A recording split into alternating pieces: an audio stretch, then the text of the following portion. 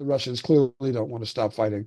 The Ukrainians seem to have the strategy of attrition, and that they're going to just keep fighting until they get to a point where the Russians either run out of steam or they could just stop the Russians using tech. From the Ukrainian perspective, the American government, the White House talking about, yeah, we're going to ceasefire right around the corner. It seems dumb. It seems poorly informed. Either they don't know what's going on here or they're just not, they're ignoring it. Not the Americans. The White House is simply demolishing America's reputation as a credible player on the international arena.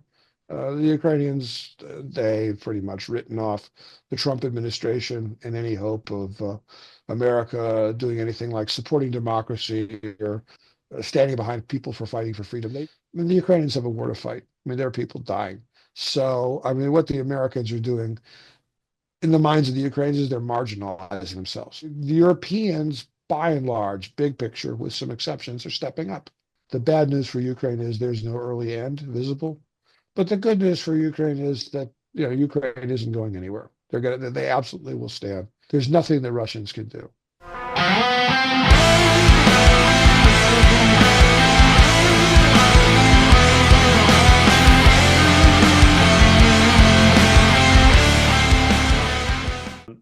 So welcome to Talking Ukraine in English podcast. Today, very happy to Stefan Korshak, the senior defense analyst at the Kyiv Post, has made some time to chat about his expertise. Stefan writes regularly for the Kyiv Post and does some very detailed military analysis on Facebook periodically. So I've been following him since the war started, and I think other people have as well. So we're very interested to, Stefan, find out what you have to say about events today in general. And, let's start. How did you end up in Kyiv, Ukraine, where you are now?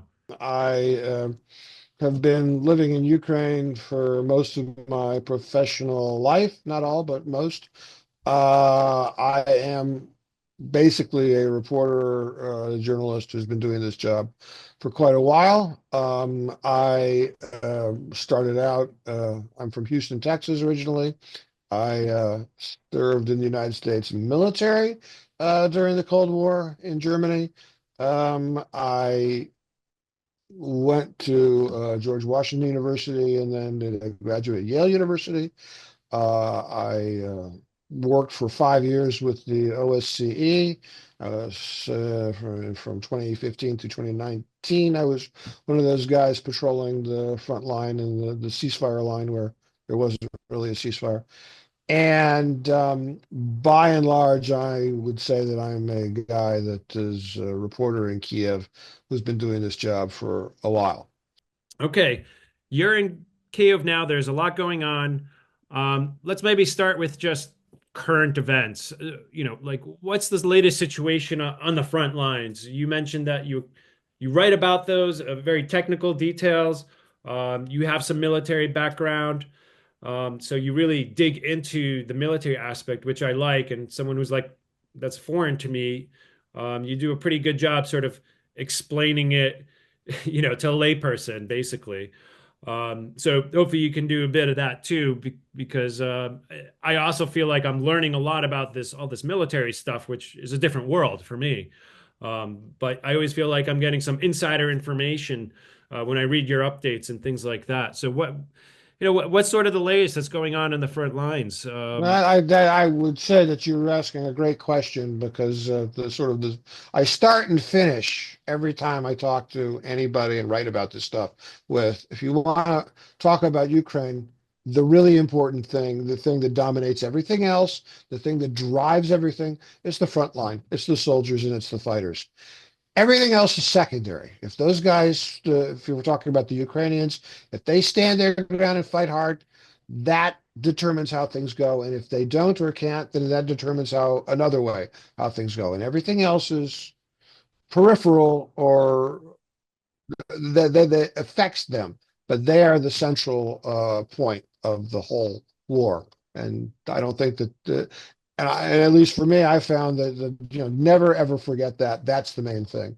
And so the main thing that I would say about the front line now, and I don't go there that often, I try and avoid it actually. But I talk to soldiers all the time, and I'm deeply looking at the media and the reports and the blogging and so on, is that the line is stable. The Ukrainians are holding their ground. They are holding their ground pretty much at all locations. They are losing very small pieces of ground in a few locations from time to time. They are also recapturing ground from time to time. But big picture, the line is stable. And the reason that the line is stable, again, at bottom, it's because the Ukrainians have gotten enough men and women to the front lines and armed them sufficiently so that whatever the Russians throw at them, they can stop. Um, that really is a national will, patriotism kind of uh, motivation that's making that happen. But if you're talking about the tools of how they're doing that, what's happening is that in the front line, in terms of especially of how defensive warfare works, war has changed. It's not like World War II. It's not like the Gulf War. It's not like Iraq II. It is a different kind of war. It's And it's a almost like war, I mean, robot wars, right? Right. it's not quite like that, but there are pieces of it. Um, what's happened is that cheap drones have become very, very available, and the Ukrainians are using them in greater density and with more effect. I know that this sounds like advertising, but it is simply the statement of fact than any other army in the world. If you are talking about tactical drones, without any question, the most lethal army on earth right now is the Ukrainian army. They've been forced to do that because, like, for instance, at the beginning of 2024, for like 4 months, the Americans cut the Ukrainians off from artillery ammunition. The Russians didn't go anywhere. The Ukrainians had to figure out ways to stop the Russians. So the Ukrainians went very heavily into drone manufacturing. I've reported on it. Some of it's systematic, and there are effectively mini factories going on. A lot of it is individuals or small groups of volunteers assembling these drones in their garages and and like the common areas, and then just sending these things off to the front. And they are making uh, hundreds of thousands of drones every month. It's a national effort. I mean, I'm not saying that every single Ukrainian is making drones, but it's like if you're under the age of 50, you know somebody who's involved in making drones or delivering drones or finding drones or parts for drones.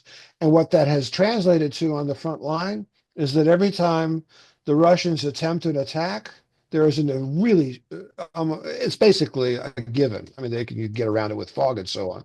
But in general, if you move out into the open where a drone can operate, you're going to be seen.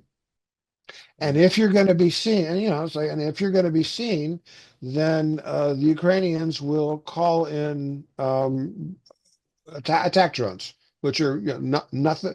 It's very simple. It's a little quadcopter carrying an explosive, which is analogous to a grenade or an RPG round, and it's not really high tech, but it is precision guided because there's a guy on the other end who is, flying this thing, and it's a human brain behind it.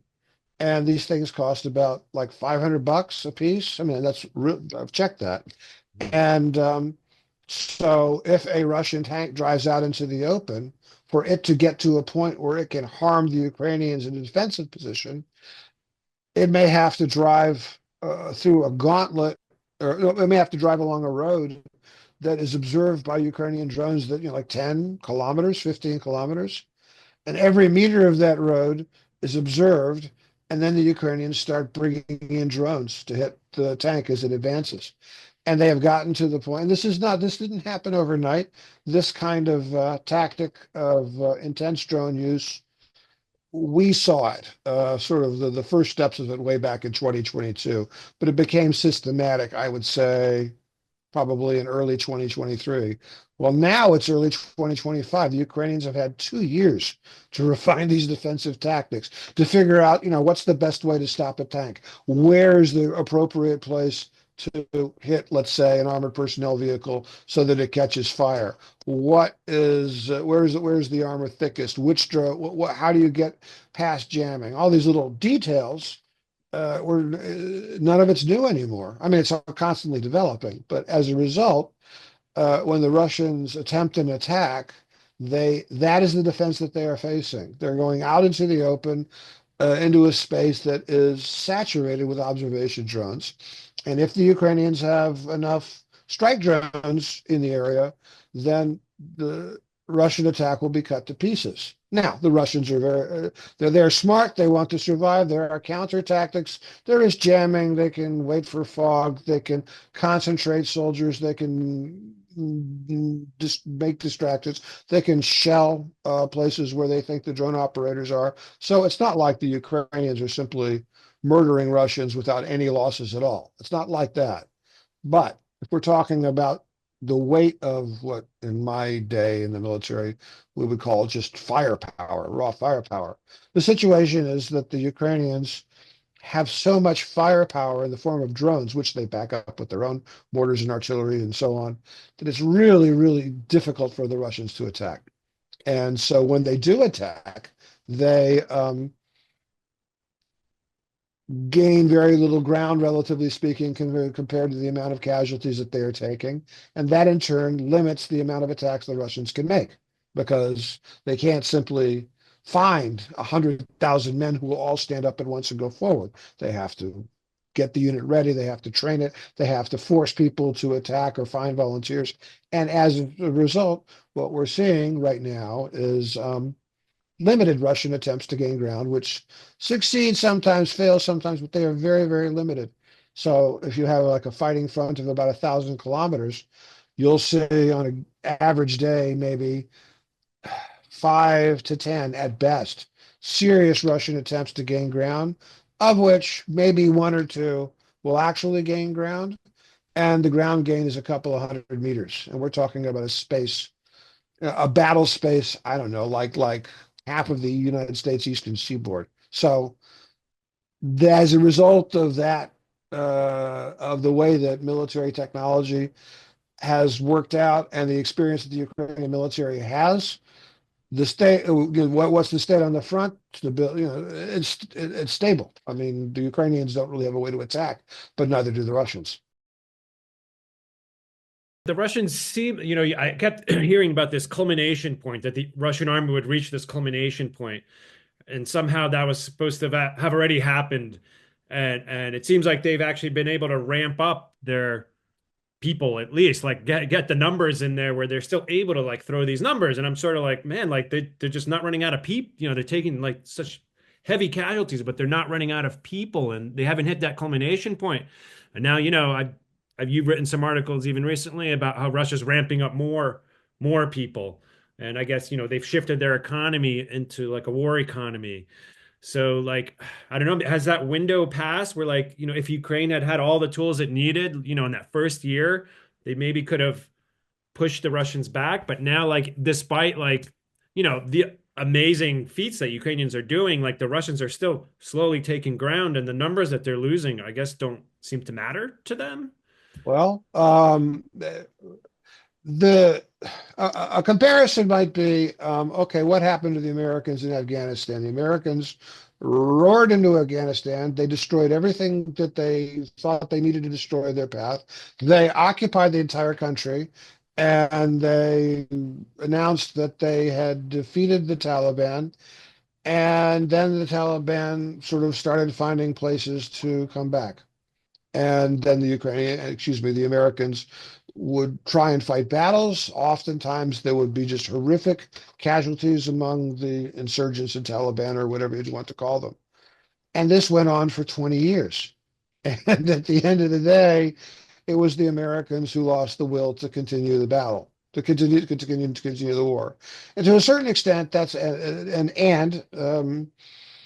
one of the things the Taliban and people who were watching spotted was that at about 20, let's say 12, 2014, 2015, something like that, in Afghanistan, it was obvious the Americans were just not into trying to win anymore. They were into trying to maintain the appearance of pressure. They were definitely wanting not to seem like they had gotten themselves into a war that they could not win. They came up over and over with all different kinds of approaches. Okay, we're going to use lots of special forces. No, we're going to train the Afghan military. No, we're going to make friends with the hearts and minds of the Afghans on the ground. And none of it really was able to get enough traction to get a result. But the process of trying something new went on for years. It seems like something like that is happening now here in Ukraine. It seems like the Russians are in a war that they obviously cannot win, and that it is easier for them to attempt attacks and that gain ground in a few cases, or they gain ground in some cases anyway, but really cannot deliver a winning result in the war. It's absurd. So, but it's easier to keep doing that than to make a rational decision. This is a war that we cannot win, so we need to get out. That is what it looks like to me and probably most people here is going on right now. So if we're talking about, yes, the Russians are continuing to attack, yes, it seems like they have a bottomless amount of people. Well, from the amount of people, objectively, no, that's not so, because it's easy to see when the Russians have, let's say, tens of thousands of men that they can actually get moving at a single time, and the present, which is if they can get, let's say, maybe 500 to 1,000 men actively attacking. This is the entire Russian army on a given day. They're doing well. I mean, then obviously they have a problem in getting large numbers of men to attack. So, has there been deterioration to the point that the Russian army ability to attack is gone? Obviously not. Is it badly damaged? Yeah, that's clear. That's obvious. How badly damaged is it? Well, okay, nobody can really say, but certainly if the Russian army needs North Korean mercenaries, I guess you would call them, to help, then they have a manpower problem that they are struggling to deal with. So it's not really, a half glass, half full, half empty kind of thing. It's a question of where do you think that one is in the process of the Russian military's ability to generate offensive force. It's deteriorating. It's degrading, but it's not ended. So can Ukraine hold out against that degradation? Because of Ukraine pays lives and territory in order for that process to continue. And the answer is, well, it's very hard to say. But in the first place, at the beginning of the war, the Ukrainians were being told you can't fight a week, so just give up. And now it's 3 years down the line. And then you just go back, Vietnam, Afghanistan, Chechnya first. There is a scenario whereby a smaller country resists a larger country simply by holding out. And the Ukrainians, where are they going to run? So it seems to me fairly obvious they'll fight pretty much unless they are completely destroyed, and the Russians don't have the ability to do that. Therefore, the war goes on. Well, sort of like the X variable now is the American administration, and the that support. Will it continue? Will it just run out? The Biden stuff finish that and that's it. I mean, the signs have not been very positive, and it almost seems like Ukraine would be better off sort of forgetting about America and working with Europe in a way, because it's sort of like I don't know, like That, that doesn't there's seem like there's that. Yeah, that they care about what happens to Ukraine over the long term. Trump just wants to stop the war, get his Nobel Peace Prize, and make business with Russia. I mean, that's what his agenda seems like to me. So if American is somehow cut out over the next year, like can the Ukrainians adapt with the Europeans? absolutely, without any question. If you look at the amount of money that the Europeans are basically moving around so that it's available to buy military material for Ukraine, I'm generalizing here, but pretty much Europe is going to fill the hole left by the Americans. There are some significant gaps in that, but generally speaking, it's clear the Europeans are already taking steps to fill the main hole that the Americans, the big hole that the Americans would leave. And that is not, they're talking about it. They think maybe they should do it. There's some for, there's some against. No, no, there's been money moved. There's been money allocated. The countries that have a record of being absolutely ironclad, reliable when they make a commitment, have made commitments. I'm talking like Norway and Sweden and Britain. I mean, when they say money is coming, then it does. The French, strangely enough, have turned out. I mean, this is American bias. I'm American, but the French, as it turns out, have been turned out to be really very seriously solid allies. I mean, the French have said, as an example, the French said, oh, okay, so the Americans are kind of making trouble helping the Ukrainians train pilots for F-16 jets. You know what? We'll start up a program. We'll train Ukrainian pilots to fly Mirages. And people say, well, the Ukrainians don't speak French, and the Mirage training program has it's not set up to handle Ukrainian pilots, and it's really complicated, and you're French and they're Ukrainians. This is the Americans basically talking. That's silly. You can't do it. The French did it, and they did it basically exactly on time when they said, I forget the exact date, but I believe it was in January 2024. They said, okay, we're kicking off the program. And by January 2025, there are going to be Mirage jets with Ukrainian pilots in the air in Ukraine. And we're going to do this in 1 year. People went, forget, come on, the French? No, they did it. They did it. So, um, from the Ukrainian perspective, I would go back to the discussion on the drones. The Ukrainians will say something like, okay, at least for most of the war, the critical component, prior to drones anyway, the critical component to stopping the Russian army is artillery ammunition. The Americans provided about half of the artillery ammunition. The Europeans, through various means, not just manufacturing, provided the other half. That number of how many rounds of 155 ammunition, there are all numbers all over the place, but a working number is about 4 million rounds of ammunition in a year, shells. And so absence of the Americans supposedly could mean over the course of, let's say, 2025, the absence of 2 million shells. And what will the Ukrainians do? Well, the Ukrainians this year plan to make 4.5 million drones. So that's, they're on their own. And this is not even really particularly needing the Europeans except for a moderate amount of money, which the Ukrainians actually can find on their own to buy the parts for the drones. But I've talked to drone manufacturers, and they say that even if the Chinese embargo drone parts, and the Ukrainians say that they're making all but the brain, of the drone. Everything else they can make on their own. But it really doesn't matter because the parts market worldwide is so big and so fluid and so mobile that even were the Chinese to embargo all drone parts to Ukraine, right? The Ukrainians would pay a 3% extra and then move it through Dubai or Riga or something like that. And so Ukrainians are. I mean, I've talked to people, and they are very, very confident that the key weapon system that they need, which is the attack drone, they are going to manufacture on their own, and nobody can stop them. So, absence or presence of Americans, if you're talking about firepower on the battlefield, it's helpful, but it isn't decisive.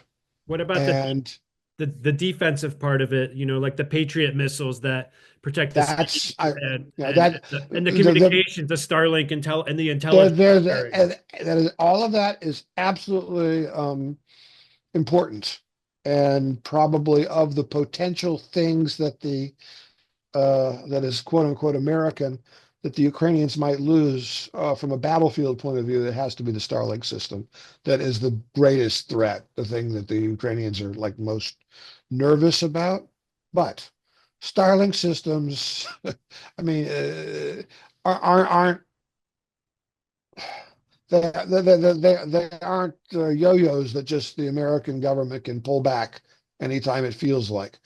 It is a communications device that was sold by a commercial company for money, and with which the commercial company, Starlink, earns money.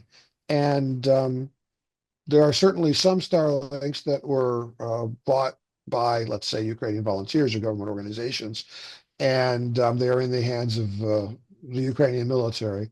But the heavy majority of Starlink systems, the Ukrainian military, as I understand it, were purchased by countries like, especially Poland, but also, like Lithuania and Estonia, and I don't know the rest of them offhand, but and they, we'll say the government of Poland went to Starlink, signed a contract for, let's say, 5,000 Starlink receivers. This is going on. This has been going on for years, and then they it is Polish government property, and Polish government is paying Starlink serious money every year so that these things work.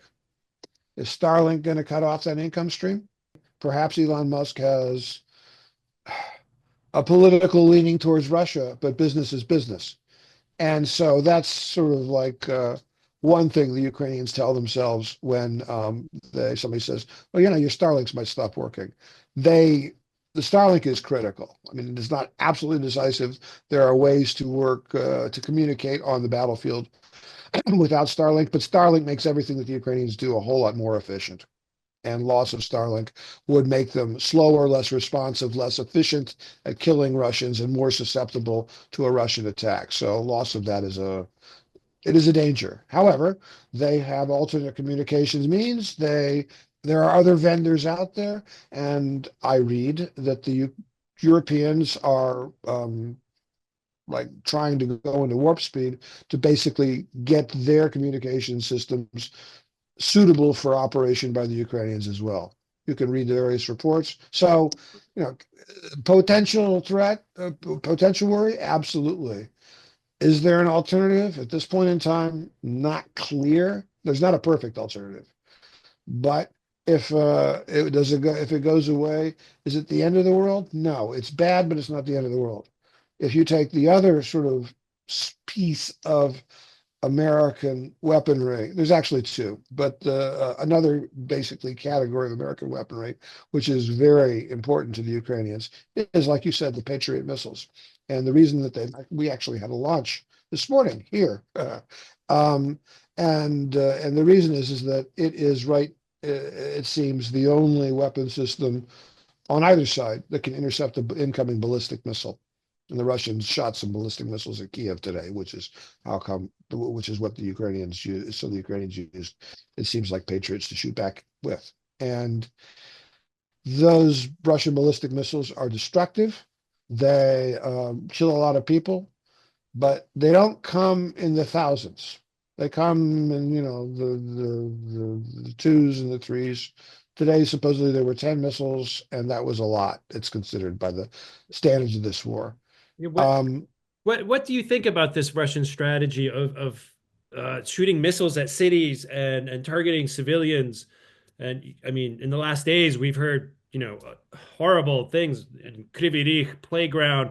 I mean, this has been going on for years already, and I guess people have sort of, outside become like numb to it. It's like, oh, it happened again. I'll say two things about that. Yeah. Thing number one, and this is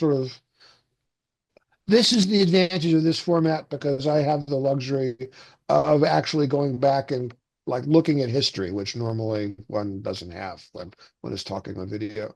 If you go back to World War II, the Allies bombed Germany intensively for years. And they leveled a lot of Germany's production capacity. And because it was World War II, there were a lot of misses, and there were a lot of civilians killed. And from time to time, more the British than the Americans, but from time to time, the Allies would target German cities. They would attempt to create firestorms. Would drop incendiaries and try and burn out as much of the city as possible. They said they were attacking production capacity, But they also, amongst themselves, said, "Yeah, well, hopefully this will get the German civilians to understand that supporting Adolf Hitler and the Nazis is a bad idea. Time to surrender." Well, it never happened. I mean, that surrender on those terms never came.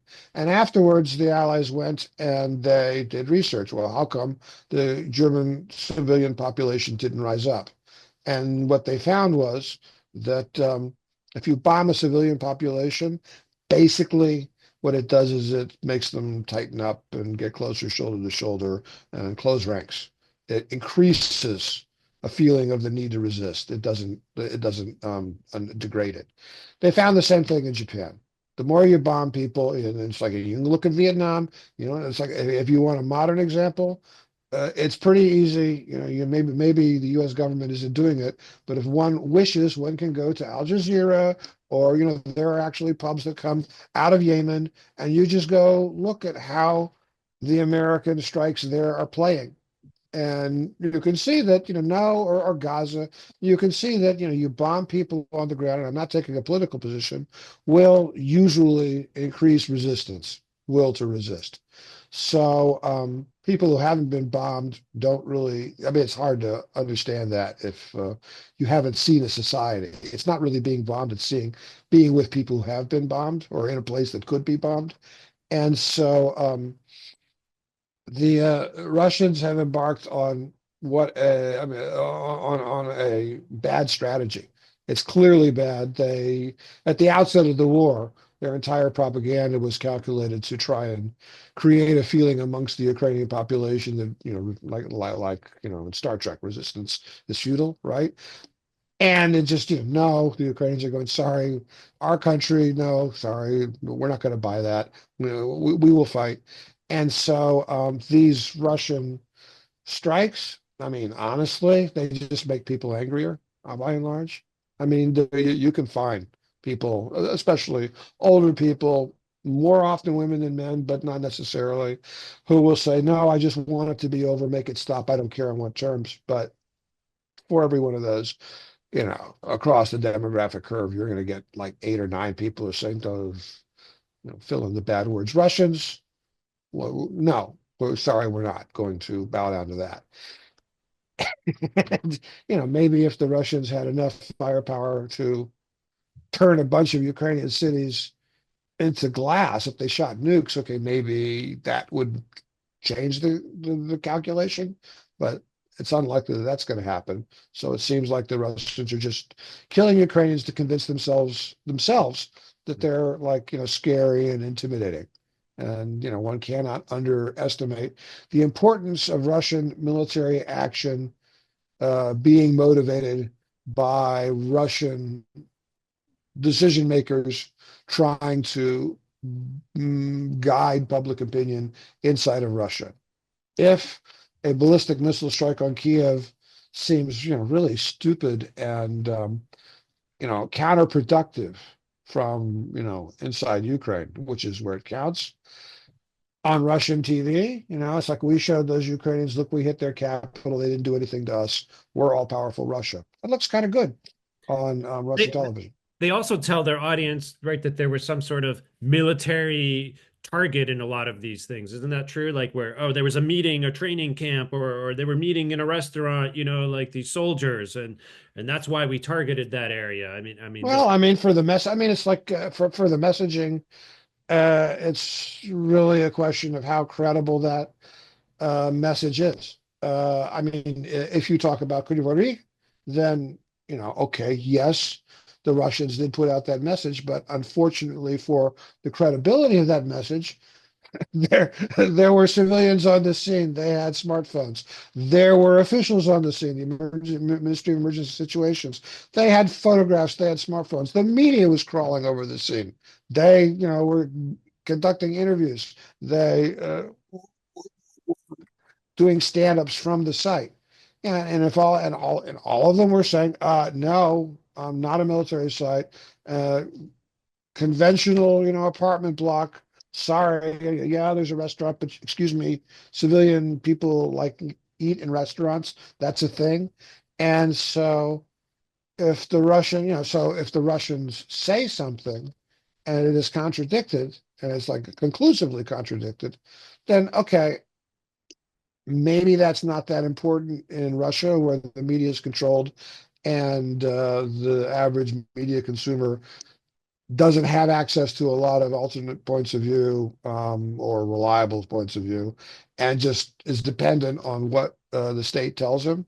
But okay, that's Russian public opinion. That's not Ukrainian public opinion. Yeah, I hate how in the Western media though you'll say, but Russia says they'll quote Russia, like official Russia says that it targeted, blah blah blah military infrastructure or this and that. So they're not like debunked in the Western media necessarily. Like they're given more weight. Like their Yeah, lies are given more weight. that is a problem, but it's a big country problem. I mean, it's that is the nature of the media. I mean, empirically, I absolutely agree with you. And even though it's really not professionally completely ethical for me to sit here and say, those American reporters, they're just not reporting accurately about Ukraine because they're giving too much weight to Russia. And I will sit here and tell you that I believe I'm sure that that is the case. I really can't get too much on my high horse about it because the fact of the matter is that America cares about Russia. I mean, Russia is a threat to the United States. Ukraine isn't. And that will drive a lot of the reporting in America about anything involving Russia. That is just the nature of the way reporting and the news works. You're not delivering an academic paper. You're providing information to people who, one way or another, are paying money to get the information, through advertising or whatever it is. And if your information is not interesting to them, then they simply won't consume it, and then you're out of a job. So the goal in journalism, and this is ancient, is to provide information, reliable information, useful information, while keeping it interesting. And that's what and there are constantly judgment calls when that happens. And one of the judgment calls that the American media makes is that when Russia says it, maybe it's not credible, but it's worth passing on. But if the Ukrainians say it, because the Ukrainian, and every time the Russians say, it was a military installation, I guarantee you, the Ukrainians, there'll be a Ukrainian official saying, no, lie, sorry. And usually there will be a lot of credible Ukrainian media, independent media that's been checked, and you can trust these things, you trust these people that will be debunking what the Russians said. But it's like um, if, let's say, CBS wants to report about the latest Russian strike, do they have the time, energy, and particular, the interest of making sure that that Russian claim is debunked? I mean, it's CBS. They're not going to get in trouble. And I'm not saying I'm not picking on CBS, and I don't particularly know that CBS did this. I'm just pulling their name out of the air as an example. So yeah, okay, Russia doesn't get debunked, but on the other side, that opens the field for people like me. I mean, the modern and not just, but the modern media environment. The point is, it's not just TASS and CBS and I don't know CNN and, let's say, Al Jazeera and BBC. I mean, there's a giant there's a giant media environment where there's like great big platforms and there's little bitty platforms. But if the little bitty platform comes up with an interesting piece of information, it will go large or viral very quickly because there's a lot of information being exchanged. So, a guy like me and like our little newspaper, Kyiv Post, we have a role to play. And we have a very simple job to do. We have our way of, and we are very Ukraine focused, and we certainly are fixated on Ukraine related things. For us, Vyshyvanka Day is a big deal. It would be hard to argue that Vyshyvanka Day should be a big deal in Europe, or that America should pay attention to Vyshyvanka Day. And honestly, I'm not. I mean, I put on a Vyshyvanka maybe half the time, and when I do, it's more just to sort of be socially acceptable. I'm not trying to make a statement, but if you're in Ukraine, then you sort of are part of the Ukrainian society. So there's a huge scope for non-giant media platforms to focus in on detail. And that's what you do. That's what I do. And lot, and then there's millions of people probably doing it, certainly tens of thousands. And so it's just a question, I always say it comes down to, okay, who's the most credible, who can put out the information in a viable way so that it is useful to others. And then, the media market will determine how interesting it is to a larger group of people. Well, you were mentioning, we were chatting before, that this was a motivator for you, is to sort of like fill in this niche of I don't know, like maybe getting more truthful details out there when there's some spin going on around certain events. I mean, you've that was why you started making these Facebook blogs, right? Yeah, yeah, yeah, yeah. When I started, I mean, I'm an old school reporter, and I mean, my plan. I was supposed to retire. I was not supposed to be working, but then the war started. Uh, my wife and daughter had to leave Ukraine. They're refugees, and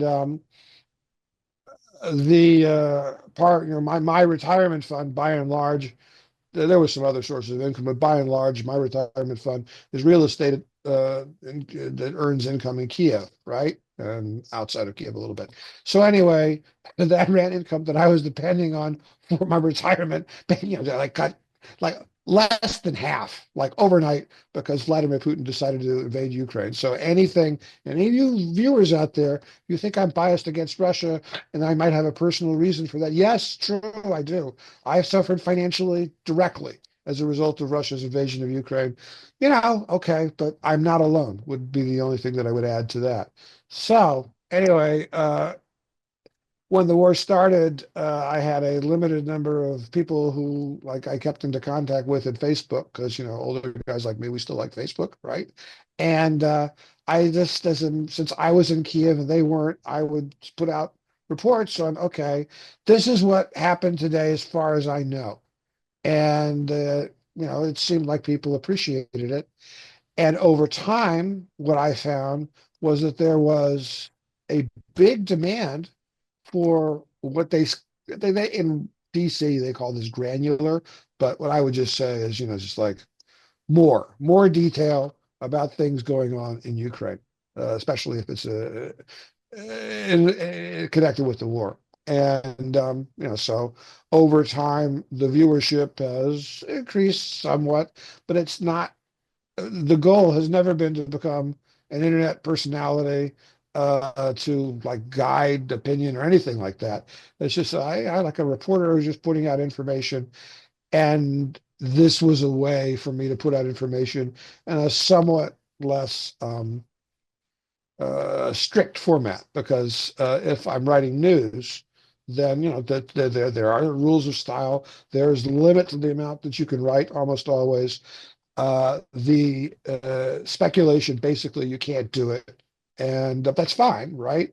But there's a lot of information out there that is useful to people, provided that it's clearly labeled as this is speculation. I know these facts, and now I will make this speculation, and here I am making it clear to you that here I am speculating. That's not news writing anymore. That's already that's there's different words for it these days, but it's not news writing. And so uh, it's for me an excellent outlet because I'll write news stories and there'll be detail that I'll be wanting to put in, or information that I think is probably germane, but may not, I can't prove that it's germane. Um, and so I wouldn't put it in a news story. Well, in a blog, I can certainly put it in.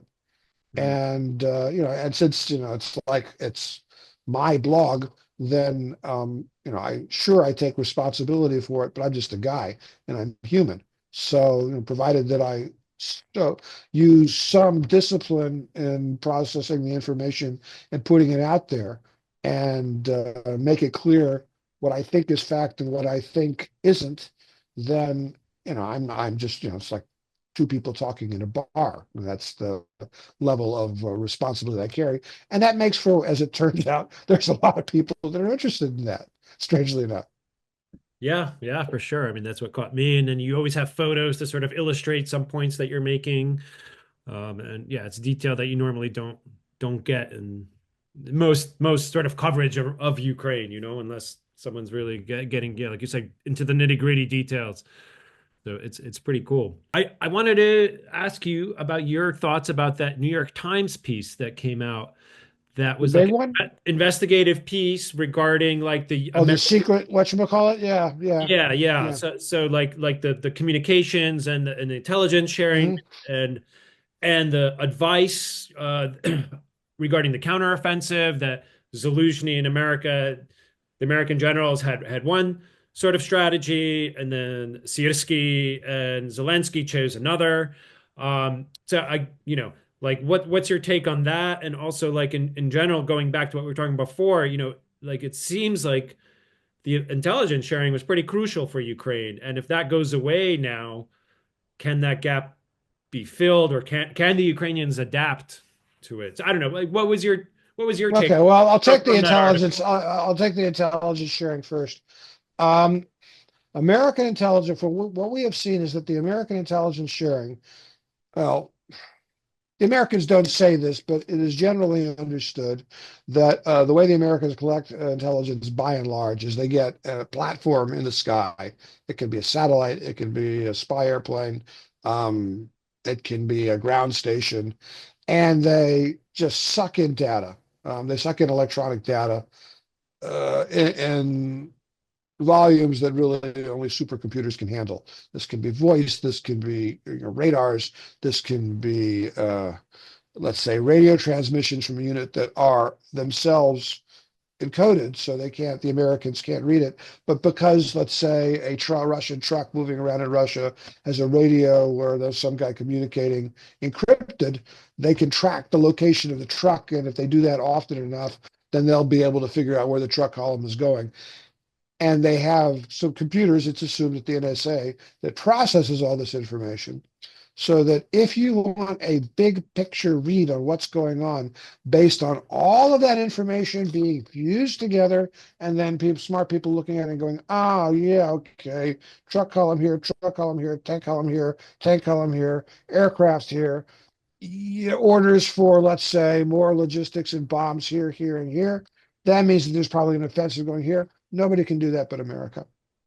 Well, we saw this most clearly at the start of the war, or right before the start of the war, where the Americans they said no, or the Russians said we're not attacking, and the Americans went BS, no, we know, and they laid it out, boom, boom, boom. This unit is here, that unit is there, and when the Russians did attack, it played out effectively exactly as the Americans seen it. So, if we're talking about a big picture, global, if you will, read of what's out there, what's going on, what's changing day to day. Nobody can do that but the Americans.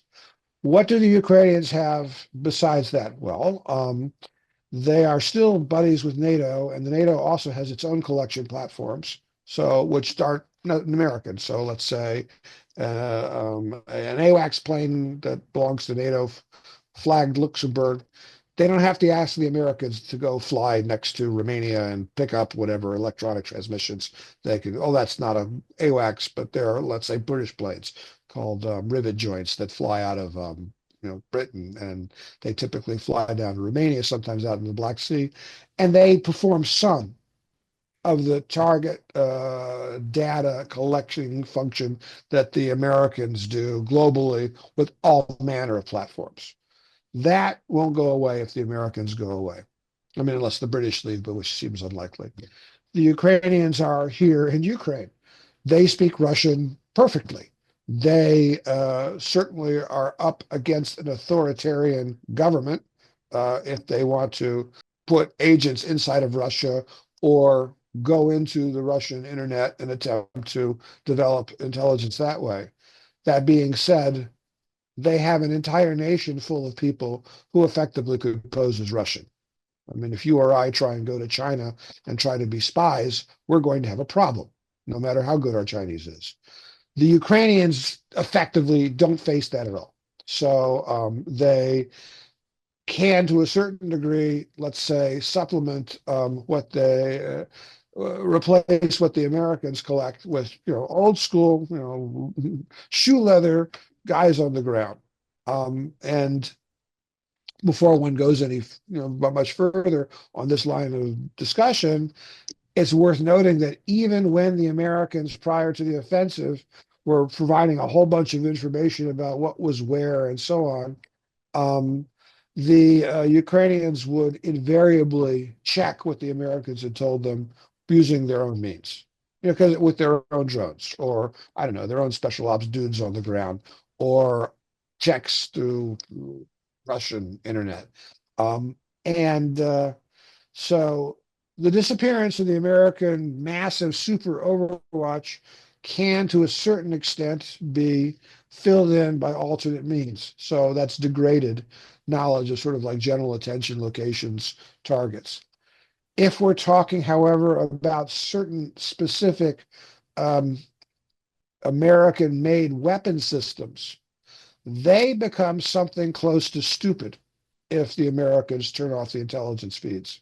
This is most this is most dangerous for the Ukrainians if we are talking about weapon, the ATACMS missile, which is basically, looks like a V2 missile, but it's like it flies 150 kilometers, the ones the Americans are given, and it's highly accurate and relies on data provided by the American data collection, so overhead data collection system. As I understand it, if that system is switched off, those missiles just they become dumb. And yeah, you could shoot it, you could hit a general area, but the precision guidance that missile needs, the data that missile needs to guide itself precisely, it's gone. It can't do it. Um, there are shorter range versions of that of not fired from the same system, which likewise use the data, and they become less accurate. Although they are, since they are GPS guided, it seems like there are the Ukrainians, at least potentially, could figure out ways to use alternate sources of collecting GPS information rather than U.S. military GPS information. Also, in terms of electronic warfare protecting the F-16 jets that the Ukrainians have received from the Dutch and the Danes and the Belgians eventually. Um, there are pods on these jets which are designed to help the pilot react in case it gets detected by a Russian anti-aircraft radar. That data is constantly updated. And it is updated with data that in part is collected by this global United States surveillance net, if you will. If the Americans to cut that off, then yeah, then eventually the electronics warfare pods on Ukrainian F-16s will become outdated. As you know, like it will literally be older software. Will the jet still fly? Sure. Will the jet be able to respond to some electronic warfare anti-aircraft threats with the outdated software in its pod? Sure. Will it be degraded? Absolutely. So that is another area of concern for the Russians if the Americans shut off access to basically the global surveillance. Um, Remind me again, please. What was Yeah. the So first? the other thing was just sort of like the counteroffensive. Right. Okay. So as to the counteroffensive, there's I would say that the impression that I got from the New York Times story was that the New York Times reporter, and I didn't talk to this reporter, so you can correct me if you please. I would welcome it. But it seemed to me like, by and large, his sources were people who were not involved, who were involved in the offensive, but aren't particularly part of the Ukrainian military or the American military now. They are out. They're either out because the Trump administration came into the States, or they're out because Zelensky and his people left the top of the Ukrainian military and Syrskyi and his people came in. So, to a certain extent, it seems to me that the sources that this New York Times guy had access to a certain extent, could have had an axe to grind. Mhm. And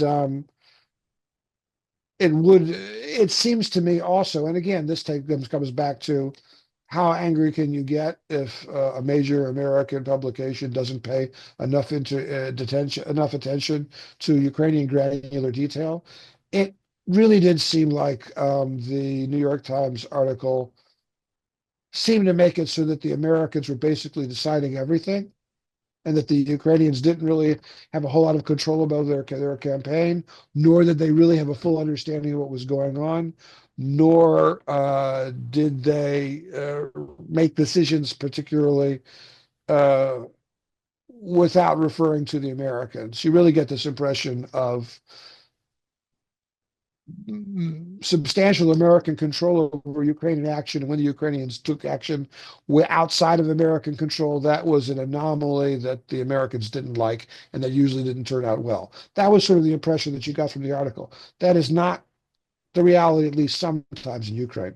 One example of that, and again, I'm not trying to pick the article apart. It's just that, in a couple of cases, I know enough from the local information to really suspect that probably that's not particularly accurate in that particular case, was that there's a vignette that's described in the article wherein, if I remember correctly, the Ukrainians started operations in Russia, perhaps using American weapons. I forget the exact details, but it wasn't part of the supposed deal between, and it wasn't part of the supposed deal between the Ukrainians and the Americans, and that made the Americans mad.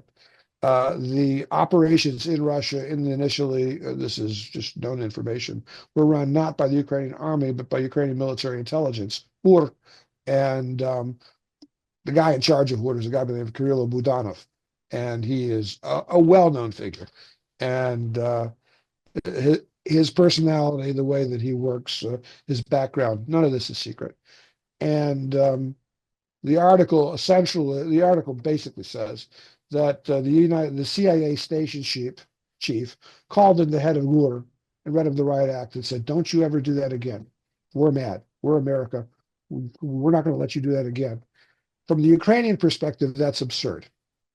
This guy, Kirilo Budanov, is a behind the scenes operator. He's one of these guys who worked behind Russian lines for years in various operations.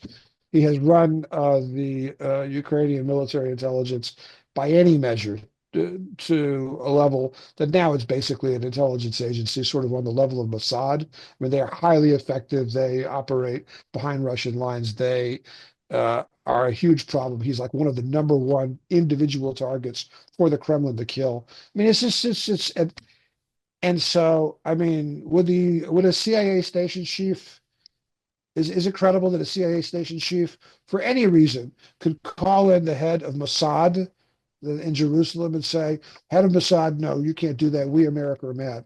I mean, that doesn't that's not credible. And from my perspective, inside of Ukraine, it's just not credible. So what that seems to me like is that there was a CIA guy.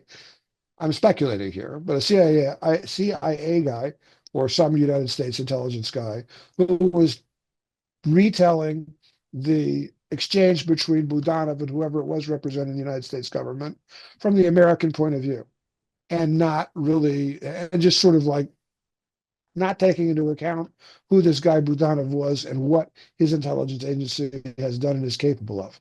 Because that is on the face of it absurd. Ukrainian military intelligence is one of the most effective organizations out there of anything on either side. So details like that, kind of like, okay. I mean, overall, the article seemed fairly accurate, but there were little red flags. So if you were talking about the discussion of which direction to go, and the Americans say, focus the effort, and the Ukrainians go, no, no, no, there's a losing. No, no, no, we want to attack here some and attack here some. Well, we were here. It was not a secret. The Ukrainian decision not to focus its effort specifically in the southern sector was widely discussed. The military analyst people, they went to town, they went into overdrive talking about it. And I talked to some mid-grade officers who basically reflected the same thing. And the general Ukrainian opinion view was that probably, and I don't know that this is a fact, because I've not talked to Zaluzny. I read his book, and he doesn't make it clear in his book. But anyway, the general opinion was that Zaluzny was hesitant about throwing a major attack with a whole lot of equipment and a whole lot of people in one single direction where he knew the Russians were ready and waiting. And so he felt that the safer move would be to make an attack big enough to make the Americans happy, and maybe he'll get lucky. We'll see. But in any case, to make separate attacks. One was in the Don, two were in the two were in the Donbass, if I remember correctly, in the hopes that that might gain ground and that might distract Russian force. But in any case, those attacks would not go into the teeth of the kind of defenses that we were going to go into by, like, what was that place, Robotina. And so, at minimum, if that attack offensive was going to be defeated, it wouldn't be as disastrous as if the whole shooting match went in one direction, right into the teeth of the Russian defenses. Zalusi's a pretty popular guy. He's very likable. He has a reputation of preserving the truth for him, the troops' lives. It's a big deal. Ground not as important as keeping the guys alive. I mean, sacrifice is necessary, but he's not seen as a butcher. He's sort of the opposite of that. So maybe this is like an apocryphal story that got attached to Zaluzny just because he has that reputation.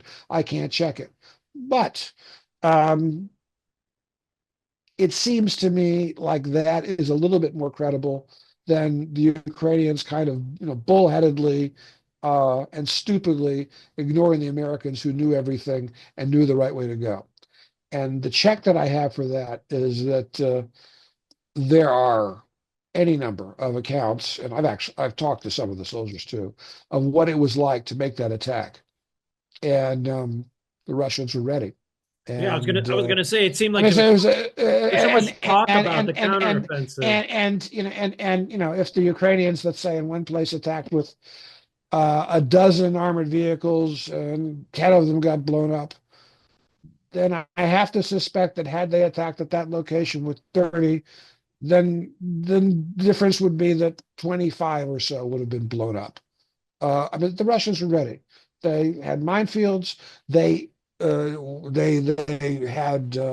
artillery that could shoot mines at locations that had been cleared of mines. They had attack helicopters on tap. They had, this is all in retrospect. I'm not saying that this was all known to the Ukrainian military at the start. They just generally knew that the Russians were prepared. But in retrospect, what the Russians had fielded special operations guys. So basically, their best infantry with anti-tank missiles, and they put them in trucks or whatever.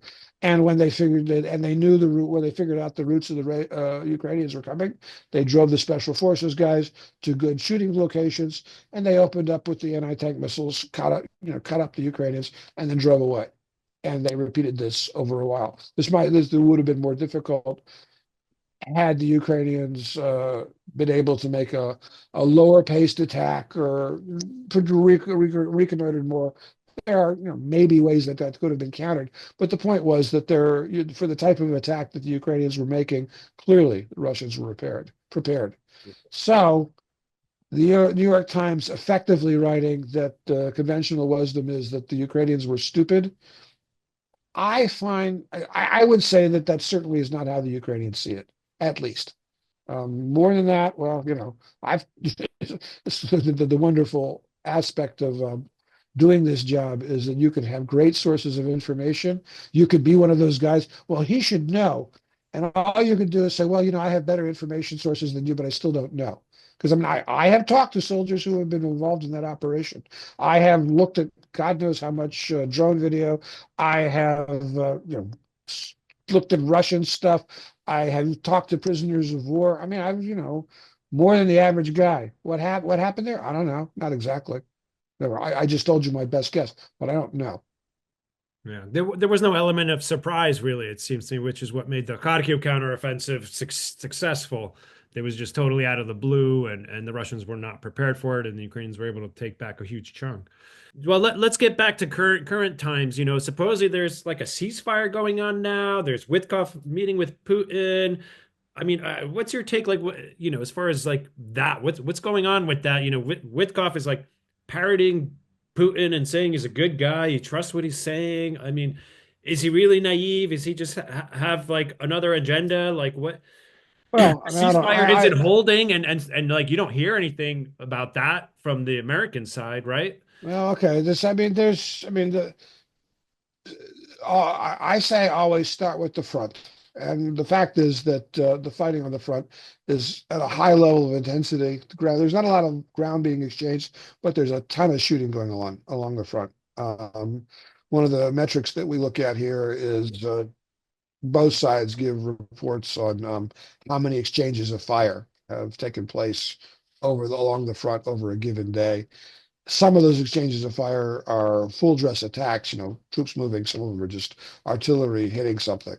But in any case, there are counts that are toted up every day. And a slow day, a low intensity day, let's say, around the New Year's, Christmas holidays, like 100. Well, for the last couple of weeks, it's been around 200, which is high. At the start of the war, 250, 300 before, and maybe even higher. So there is a high level of shooting on the front right now. There is no ceasefire. If you go close to the front, you are taking your life, you're putting your life in serious risk. People talking about the shooting stop don't know what's going on. That's number one. Number two, I can out this window right here. there, I was asleep at the time, but I probably a ballistic missile sort of like somewhere out there was ballistic missiles hitting Kyiv, and that yesterday nobody was killed here, but yesterday Russian ballistic missile, at least one, killed I think 16 people. It was at Kryvyi Rih.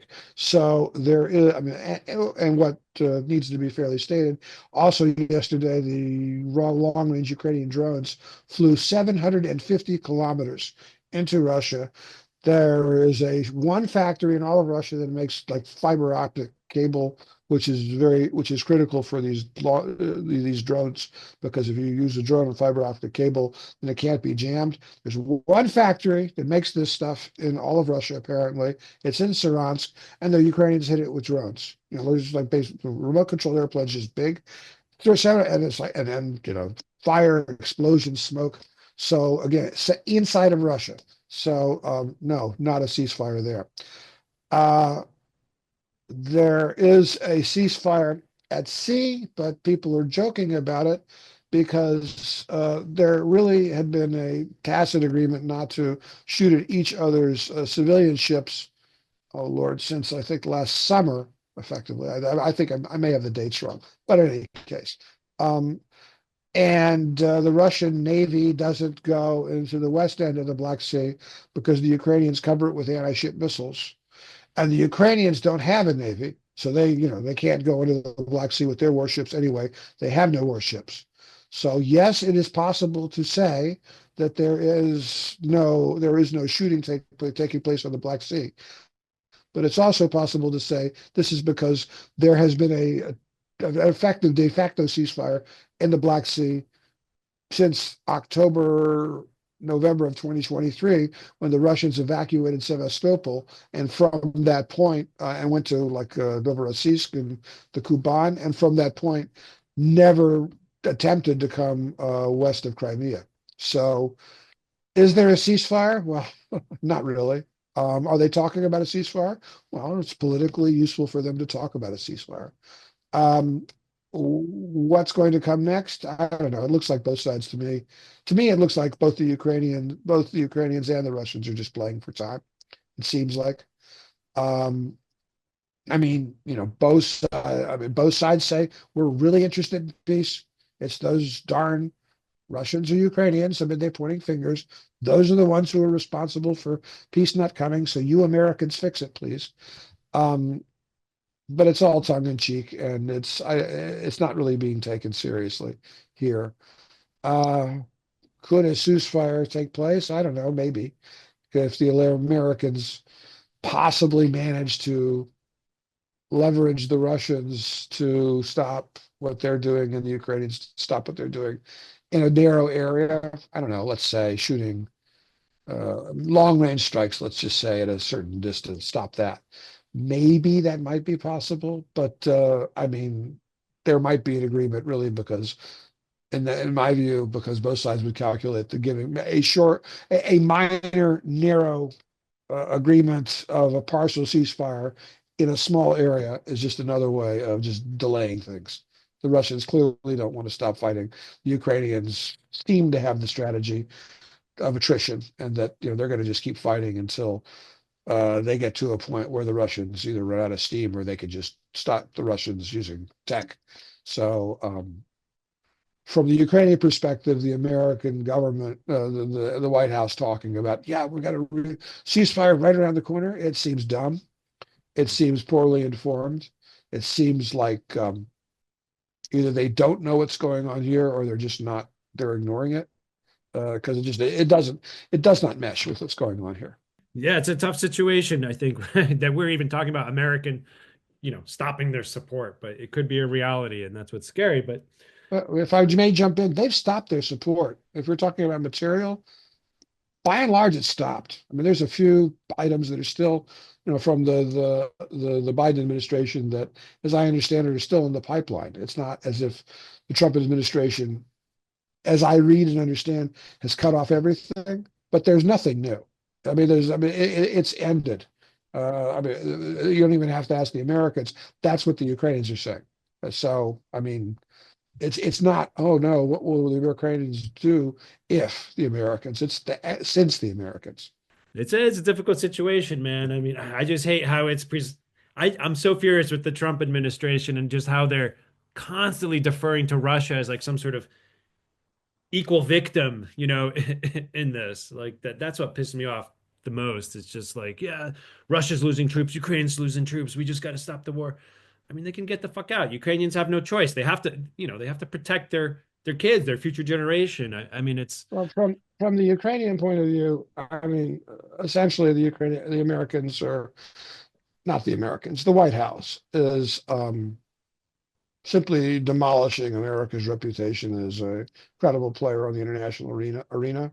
The Ukrainians, they've pretty much written off the Trump administration and any hope of America doing anything like supporting democracy or standing behind people for fighting for freedom. They understand that now. I mean, it's America, and again, it's the White House, has its own priorities, and its priorities do not include particularly making things better for Ukraine. But the Ukrainians are used to big countries screwing them over.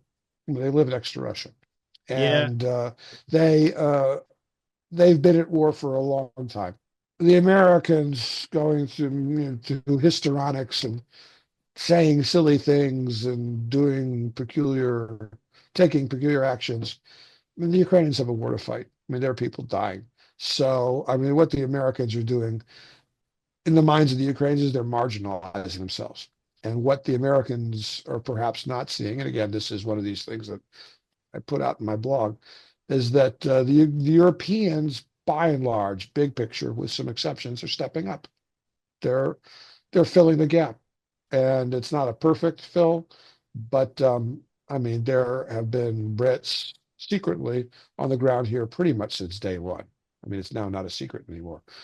I hope Germany comes together, with the new chancellor and really like steps up. Like, it seems he realizes that, and that Yeah. Now, they well, support like I, buffer. I track Merckx very closely. I read everything I can about him, watch his videos, and the guy talks a great game, and he seems very, very committed to getting Germany rearmed. I've actually written a couple of blogs about how impressive and historical development it is that you've got Germany rearming and the rest of Europe going, yeah, let's rearm the Germans. Great idea. And which is like, I mean, I can remember a time when that was like goofy. I mean, you'd be crazy. That would be crazy talk. But times change. That being said, it's a democracy, and there's a lot of competing political groups for limited resources. So, it's like it seems like the German public will, by and large, will support a rearmament, a big rearmament. But the money's got to get committed formally, and get paid, and new tanks bought and all that good stuff. So it will take time, and we haven't seen all of that happen yet. So we'll see. Yeah. The bad news for Ukraine is there's no early end visible. But the good news for Ukraine is that, yeah, okay, but Ukraine isn't going anywhere. They absolutely will stand. It's just they're not. There's nothing the Russians can do. So and if you were here 3 years ago, that's already good news. Yeah, my biggest concern is that they're going to lift sanctions on Russia, and Russia's economy is going to come back where now it's sort of maybe now just feeling some pressure, real pressure this year. Well, I mean, maybe, but it's not. I mean, it's like that. That's sort of a whole different thing. But I mean, the Russian economy depends on energy exports, and its big market is Europe, and it's Right. killed that market. I mean, just as the Europeans maybe 6 months ago thought that their security was impossible to conceive of without the United States, and they're changing that opinion real fast. Well, the opinion we cannot survive without Russian energy. No, that's the. I mean, it seems like okay, there are some exceptions like Poland, excuse me, Hungary and Slovakia. But big picture, Europe, they don't want Russian energy because they don't want to be dependent on the Kremlin. They don't want to be able to be in Right. a position where the Kremlin can blackmail them with energy. They see that as already a national security problem. And so, okay, let's say that Trump takes U.S. sanctions off of Russia. Well, you know, Russia, Russian trade with the United States is what are they going to export oil to the United States? I mean, how does that help? So I mean, what the Americans are going to send weapons to Russia? I mean that's unlikely because I mean even if you start speculating, well, yeah, but Trump might consider it. Well, okay, but I mean, dumb American, low tech American weapons. Let's say artillery shells. The Russians have enough of those. The Russians would love to get their hands on American high tech, but I mean, is even Donald Trump going to give like an F-35 jets to Russia? No, I don't think that there's a good chance of that. So I mean, it's like okay, the Americans take sanctions off of Russia, and then what happens? Well, so Russia's economy depends on Europe. Europe has turned away from Russia. So if we're talking about turning around the Russian economy, then okay, how can Russia reintegrate into the European economy? And I don't know the answer to that, but I know that whatever answer that comes, it's not going to be fast. Can't be fast. So if someone wants to keep following you and the important work you're doing, Stefan Korshak on Facebook. Yep. Yes. I'm Also, also on Substack, the Medium. Just you can see my name, look for that, and you'll find it. Glad to talk to anybody. yeah, well, thank you for taking time from your Sunday to chat here. I enjoyed it. Thank you. Yeah, I always enjoy digging in and getting perspectives on what's going on from people who are really, really involved and have knowledge to share. So I appreciate it. Let's do it again sometime.